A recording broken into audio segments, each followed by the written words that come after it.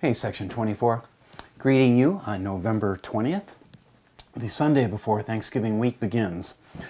And quick review, last week I had a poetry reading, and I got to talk about that a little bit because it was unbelievable.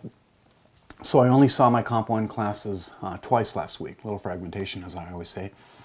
And you've already got the gear from last Monday, and I'm thinking my loose plan is this. I've owed you thoughts on a vid, rather, on what happened in my classes on Friday, my Comp 1s anyway, my 9 and my 10 o'clock camps. And I know pretty much what I'm going to be talking about tomorrow. So the general thing I'd like to do here is just make kind of a combo video covering what happened Friday and mingling in what will happen tomorrow in my Comp 1s live. And I haven't done it like this yet, but I'm very familiar with what I'm going to be talking about tomorrow. It's a very difficult subject called racism. And racism in life, racism in history, and racism in literature. And that's I hope you're okay with this. And anyway, summing up quickly what happened last Wednesday, Chris Abani was truly unbelievable. We had 6 high schools come, like I told you, a full house. I had all kinds of my own students. I like to think of them as all my students because I want to teach everybody in the world. People like my friend Mark Conway got the last seat in the place. There wasn't even it was just jammed. And Chris Abani was absolutely unbelievable. So I'd like to, I'm not going to spin the reading for you. I did give you the address to it, but it was such a special day that I made a tiny little film that's only 5 minutes long. And you can, brush through it and not watch it. My feelings won't be hurt because I won't know. But for those of you that can open your heart to poetry and the arts and just glimpse what happened, I'll spin it now. It's got 3 parts really. The first thing you'll see are some images. I made kind of a thing. Images of the day of last Wednesday, the 16th, and the Chris Abani events. And I love the first photograph that you're going to see because too long ago, students of mine from the early 90s drove up, one from St. John's where Kyle Lingard is a professor, and my student, Guni Senenge and Zenge, is the guy with the unbelievable dreadlocks in the first picture. He also was a PhD. And they came up for the brunch. That's part 1, just a few pictures with some lute music. The middle part is going to take you to the most dramatic moment in the entire reading. He cut the reading short. He cut it at about the 25-minute mark because he thought that it felt right to him and he would know. And then he wanted to spend the whole rest of the time having conversation and taking questions. And a little woman I was in the front, to my far right, way in the corner. At a glance, I could see she was just a trembling leaf of a girl, but she was also tremendously courageous. And she lifted her hand and he called on her. And she wanted to know, what do you do when you feel like you're stuck? Like you're in a log and you can't get out of it. And you watch his answer, which is nothing less than astonishing. And then the third part of it, it's only 5 minutes long again, is a kind of a redo of, on the way to the cities, we were in a little bit of traffic on 494. We were about 20 minutes from the airport. And suddenly, we were already in the deepest conversation of our life, and suddenly Chris Abani closed his eyes and started singing a poem to me in a language I'd never heard of before. And then he offered an English translation. And as I was approaching the airport, I'm driving up, I'm like, I have got to record that for posterity. So I said, hey, this might be a little bit rude because, at the front of the airport, people want to get going either out of there or into that place. And I said, will you make me a deal? If I can find a curbside spot, because sometimes they're stacked like 3 lanes out, people running with their bags. If I can find a curbside spot, would you be willing to sing that song again and translate it? He said, no problem, absolutely. And I prayed to God, and of course God gave me a curbside spot. Was the first thing I hit when I turned that corner. Maybe some of you have been there. So check this out. This is the man, the poet, is really, really something. Chris Abani.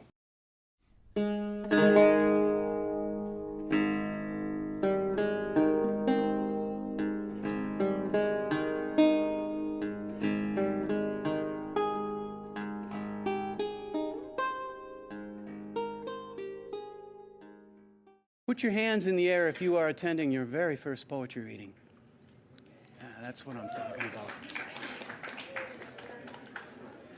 All right. That's a beautiful question. Did you hear the question? The question was, as someone myself who understands pain and difficulty and sometimes gets trapped in, think of it as a hole in a log, and what happens if you stay there too long and you're afraid to come out, but you know you need to come out. This is always the most difficult thing. And also, I use the word beauty in ways I think people find startling, because I think what is beautiful contains both what is pretty and what is ugly. Because something to be truly beautiful, it has to have the potential to transform.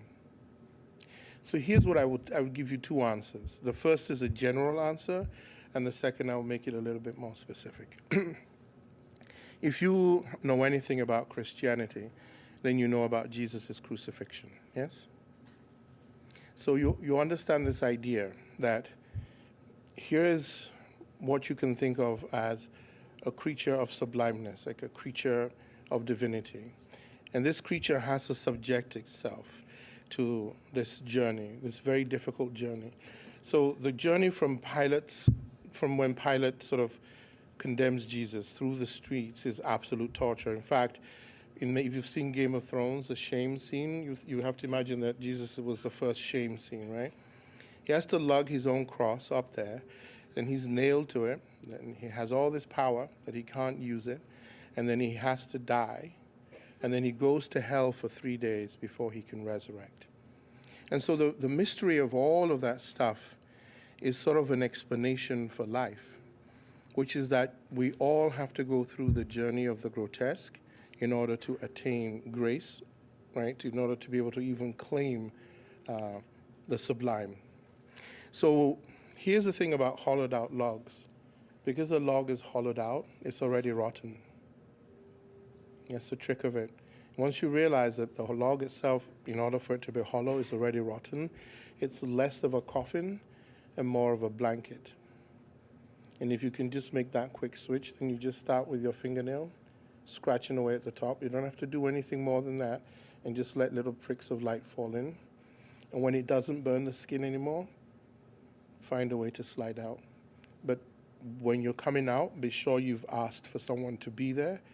Just as Magdalene had to meet Jesus, be sure to ask for someone to be there, so that when you come out of the log, you get an embrace. Does that help?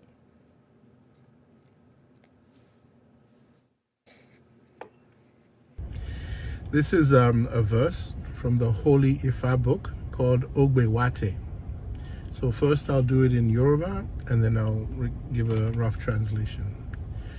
Leke leke, obi ori yerenture, adefa fun baba agbala kodi, nígbà tí mo fojú kò rẹ́ni bá rẹ́ni, wọ́n ní kó robo. Ìfanikúnikú o, mo ti di baba àgbà lákòdì ni mo wá o. Ìgbà ọdún lẹ́ni níkúníkú, mo ti di baba àgbà lákòdì ni mo wá o. Ìgbà ọdún lẹ́ni níkúníkú, mo ti di baba àgbà lákòdì ni mo wá. Elegantly and beautifully does the egret make its way through the mud, the crest on its head bobbing yerenture, was divined for the man who wanted to be the father of the inner shrine, to know the deepest secrets of the universe.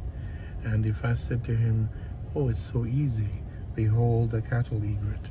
It stalks through the mud and remains pure all the time. Even if it spends 200 years in the mud, it will always break for light. And when it does, there is no mud on it. It is always pure. This is how we remain eternal. This is how we remain deathless. Always break for light. Carry no impurity, even if you live in it for 200 years.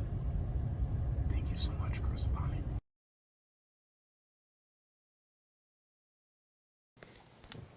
All right, we're back.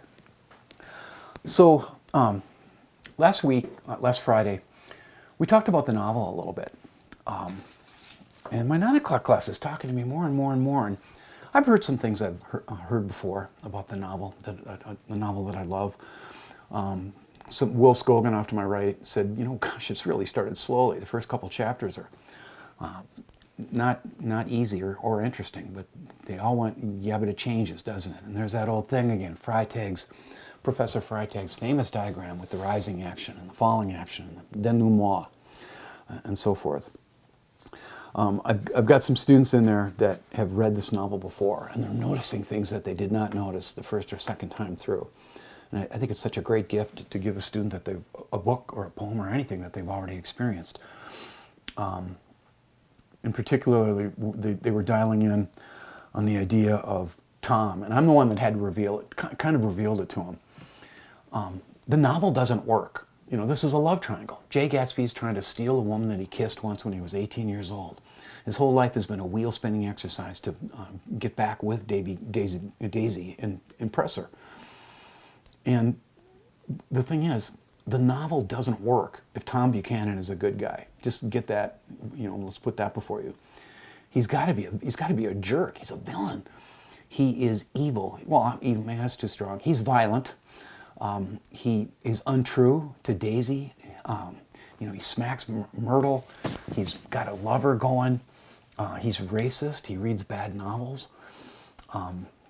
He's a complicated character, but that's the way writers mess with us, right? Good writers can control space and time and sympathies. And as you begin to hate, as Taylor Swift would sing on Tom, you start to root for Gatsby, even though at the same time, he's really not exactly a Boy Scout. In fact, he's got a criminal past that will never, ever quite come out clear. So that's, and they all went, yeah, that's what Fitzgerald is doing to us. Now, when we got done talking about the novel, and that went for a while, we had a great conversation about it, I wanted to delve a little bit further into reading theory, and you'll see these terms on our final, or you know, possibly the online exam that you're going to have on the Gatsby that everybody's going to take. That's going to be a bit of a challenge. And I had this scratched back up on the board again, and I basically wanted to say I won't leave it up because I don't look so great lighting-wise when I do that, so I just kind of memorize it. But I just wanted to give them some language for thinking about reading and interpreting something. There's three basic ways approaches you can take. If you really think that it is important what the author intended, what the aim was, then you are, I want to make sure my thing was on. You are interested in authorial intention. That's a big deal to me. It may not be a big deal to you. If you want to know what the writer was up to, you're reading for that. You are trying to get at the intention, at the aim. On the other end of the spectrum, if you tilt towards the reader, giving the reader power and autonomy to read any way they want, there are people that want elbow room. They want freedom, which is the obsession of every American. If you're way over there, you are something called a deconstructionist. And in my board, you know, I made them laugh a little bit. On the board, I drew this big blob. And I said, what is the blob? And they're like, it doesn't look like anything. I said, well, this is obviously France. I gave them a little bit of quick history. In the 20th century, I even drew planes, right? Giving only the pilot a window so the plane wouldn't crash. I drew three aircraft, and I basically said, okay, this happened. You know, I'm not dumbing this down. I'm just not that much of an expert on it. But in the middle of the 20th century, a number of extraordinary French people came to the United States or influenced us from France, which is a country I'm pretty mad at, and I want to keep quiet about that. And I told my students Friday, and I'm telling you that before they even checked their baggage at LaGuardia Airport in New York, they were walking around saying, meaning is unstable. Meaning is not figure-outable or fixable. And then, of course, they got jobs in English departments and graduate students, and pretty soon every English teacher in this country was walking around going, meaning is not stable, it's not fixed, or meaning can be what we say it is. There's a lot of stuff that gets really complicated there. In the middle of the 20th century, these people like Simone de Beauvoir and Foucault and Jacques Derrida especially were saying, to proclaim that you know the truth about something is actually an oppressive system. Who died and made you Gumby, that you get to determine what meaning is, what the truth is. There's a lot. It's a lot more complicated, and I get that, and I do it sometimes too. Sometimes I like to pick up a story and sort of turn it on its head. And the example that I gave, I asked him, okay, how many of you remember, just to mess with children's literature a little bit, although I told him, you have no idea what the French have done with Little Red Riding Hood. I don't even want to talk about it. I don't even want to think about it. Well, sometimes I like to think about it. A more innocuous example would be The Little Engine That Could. And they all smiled and they could kind of remember the story. I said, somebody tell it. How does that story go? Well, they could remember that a train was trying to get up a mountain with a bunch of toys for some children that were waiting for the toys on the other side of the mountain, and the train fails. And Lydia, off to the right of me, Lydia Gendro was going, I think I can, I think I can, I think I can. She remembered those lines, but nobody in either of my classes could remember. There's really two trains. The first train that fails is a boy train. The train that comes along to carry the day and win the day and get those toys up over the mountain, it's a girl train. It's wearing makeup, there's rouge. That story was written way back in the 1930s. Reading it just as a story, it's just a story about a train or two trying to get toys up a mountain. Deconstructing it is easy if you want to put a feminist lens over it. And that's what I told my students. There's lenses. And I got to get to that too. In between, and let me get a book here. There's a little one. In between these two extremes of the spectrum, arthurial intention and deconstructionism is a moderate, temperate way of thinking about reading. That's called reader response, where the meaning doesn't necessarily reside in the mind of the writer, doesn't necessarily reside in the reader, but somewhere between the reader and the text. We go to it, we go to the book, we go to the story, we go to the play, and the play, whatever it is, it comes to us. I did mention, as I have before you, and I'll put this before you really quickly, you're going to go back and forth. You're going to read differently on different days. But if you ever want to try about thinking, this isn't like literary criticism 101, but there are some very famous ways of reading and famous terministic screens that we can put between us and any book. One of the screens is the screen of feminism. I've already mentioned it. Literature has been chauvinistic. Literature as an institution has definitely been misogynist. For centuries, women were not even allowed to tell their stories or even pick up pens. The number of female writers from the medieval period and Renaissance that I can name on one hand. There were women there were some writers like Laura Serrata, Christine de Pizan, who wrote The City of Ladies. That was rare, though. Those were women who lived in the Renaissance, and their fathers had enough dough to make sure that they got educated. Very rare.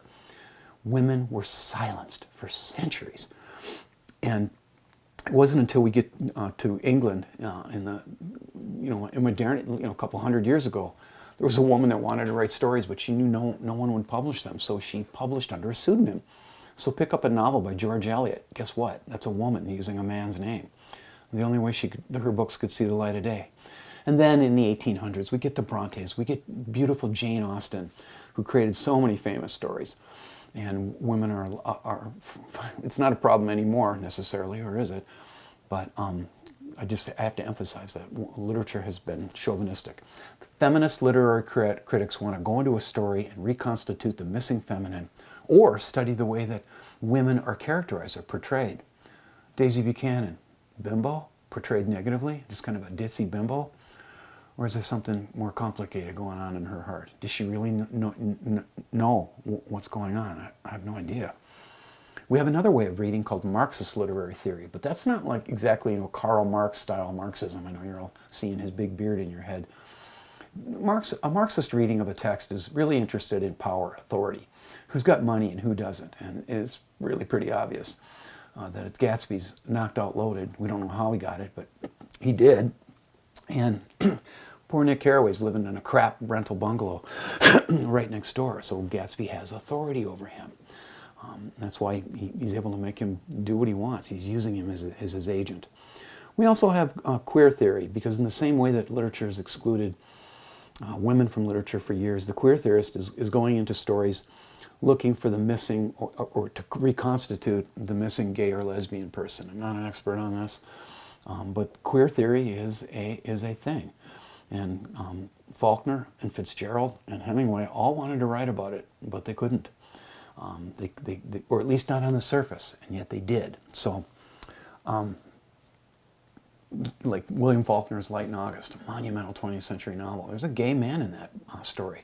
It's 500 plus pages long. Gale Hightower. He's even given an effeminate name, but nowhere in that book is Faulkner able to really make it explicit, except kind of near the very end. I don't want to wreck that book for you, though. So we've got at least three ways of reading feminist, Marxist, and you can read with the lens of that's queer. Now, looking ahead to tomorrow, see, I'm at about the 15-minute mark, 16-minute mark when I add in my film. I don't want to make these too long for you, but I got to stick with I made a commitment to try to teach you what I'm teaching my Comp 1s, minus the conversation, minus even longer anecdotes.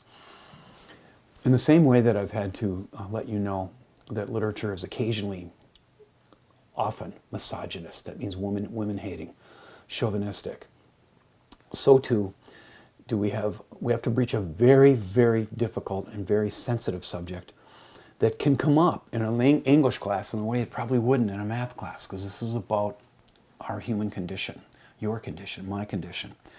And racism is something that has to be talked about. So just, if I could just be personal about it, then I'll get a little bit historical, and then I'll get literary. And I'll get much more specific. I grew up in a household that was racist, and I'm not secretive about it, although it's not an easy thing to talk about. I don't know how my sweet mother, really is in her human heart, but my dad, from landlocked Bird Island, Minnesota, was made anxious by people from other races and cultures. And the thing I can tell you there, I got to remember to tell this to my students tomorrow. Sometimes when you're little, like really little, you make decisions that stick. You'd be surprised how many decisions that you made when you were a child, a little boy or girl, that you're still living up to the resolution of. My mama told me that one day I came into the kitchen when I was 4 years old, and I told her, when I grow up, I'm never going to yell at anyone. And I made that resolution for her standing on those kitchen tiles, because my dad was always yelling, and that's one of the many things that I've had to forgive him for, my sweet father. He yelled. He would yell at me, like really yell, and when I did anything wrong or didn't do anything the way he wanted it done. In the same way that I don't remember making the resolution, and I'm not saying I'm free of all bias, period, but somewhere along the line I must have made a similar decision and told myself, or told someone, at least told myself, when I get big, I'm not going to be racist. I'm going to try not to be. So that's a personal comment on it.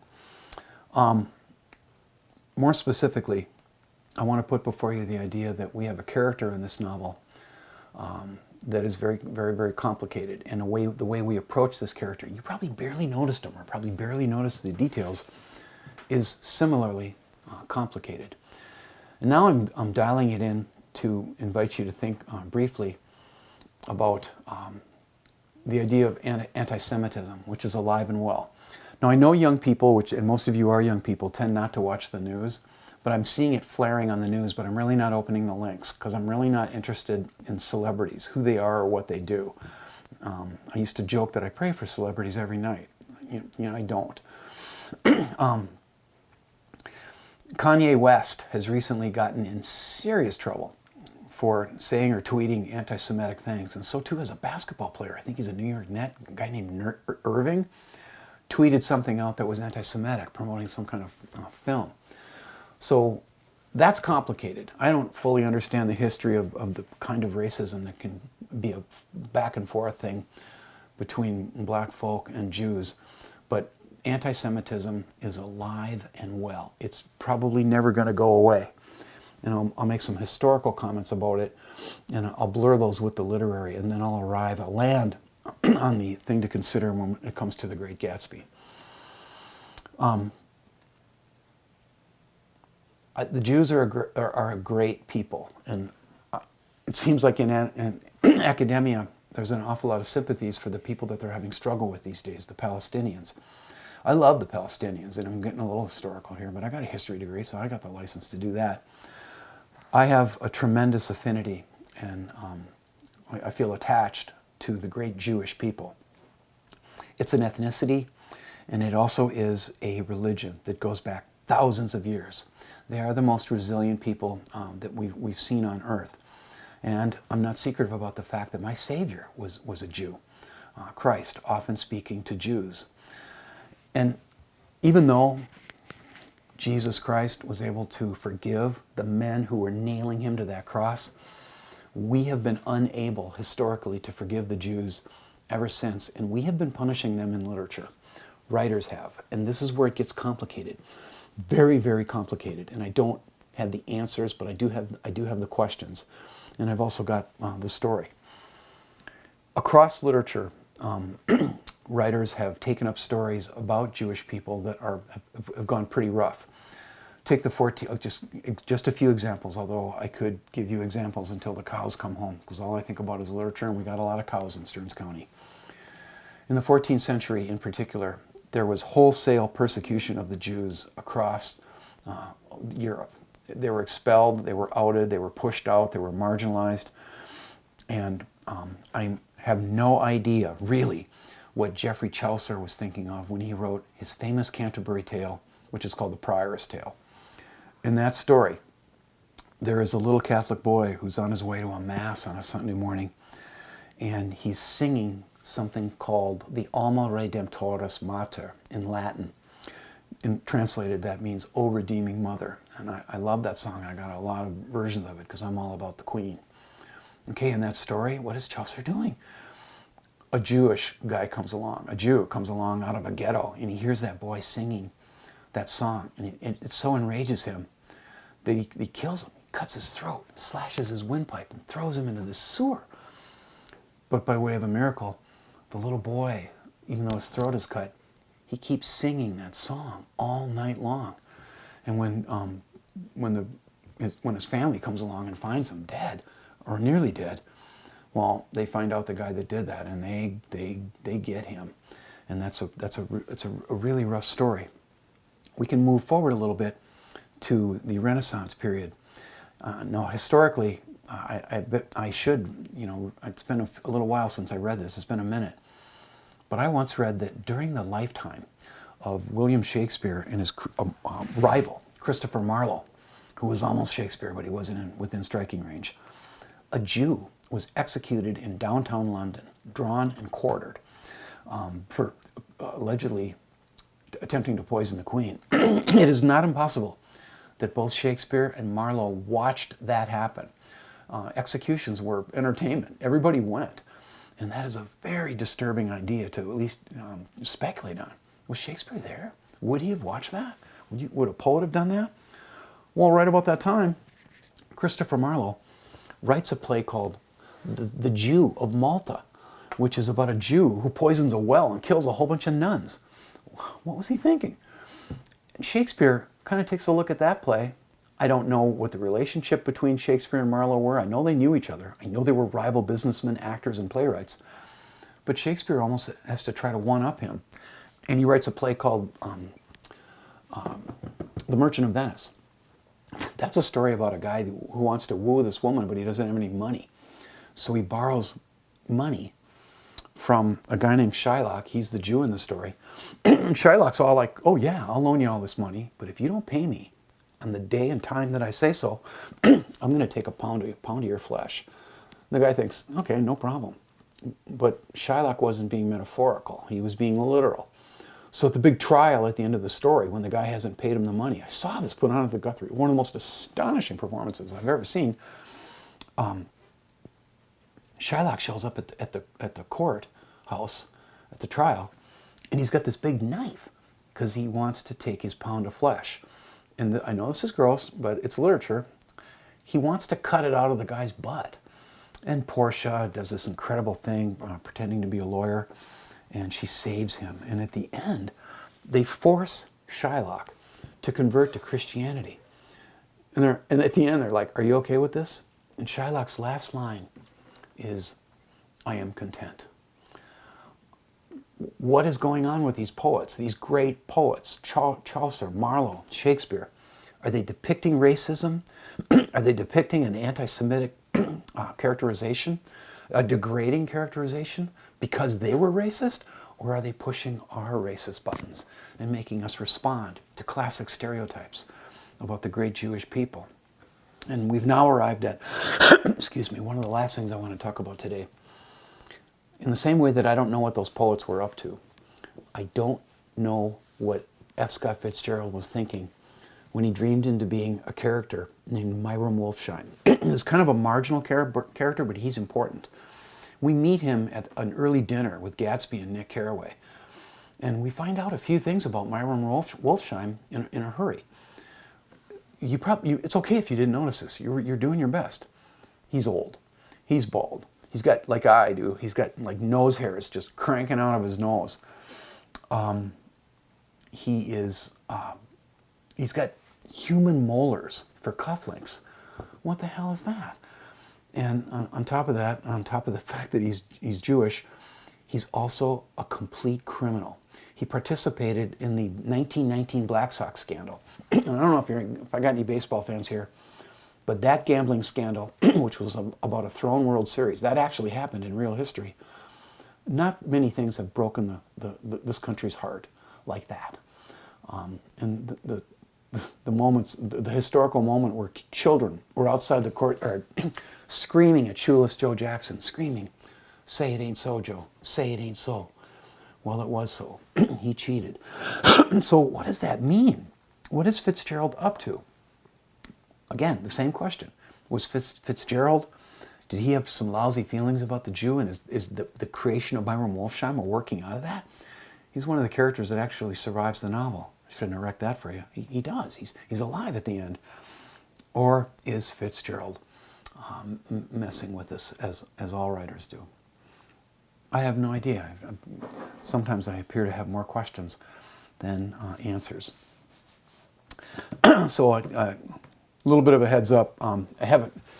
This is it. This is your last vid that you're going to see from me until after Thanksgiving week, because this more or less has covered what I did Friday and what I'm going to do tomorrow.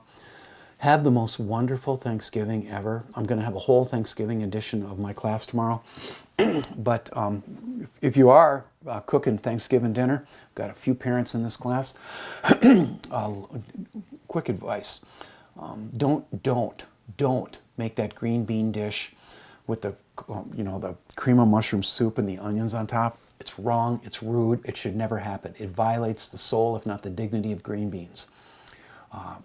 Braise them and throw some almonds and lemon and olive oil on top of them. And I'm going to do something very complicated with my turkey. I'm going to spatchcock it, which is where you cut the back and flatten it out. It's kind of a violent thing. I'm going to brine my turkey this year. I'm going to try mayonnaise. Last year I went with buttermilk. A lot of people just use salt water. If you don't brine it, you're going to dry out that white meat. There's no other way. There's a little bit of food science here. I'm going to spare you the theory, but I'm not the best teacher at Central Lakes College, but I'm the best cook. Nobody knows more about cooking, gourmet cooking, than me. And I'm ending with bombast. God bless you. Have wonderful Thanksgivings next week, and I'll see you in 8 days.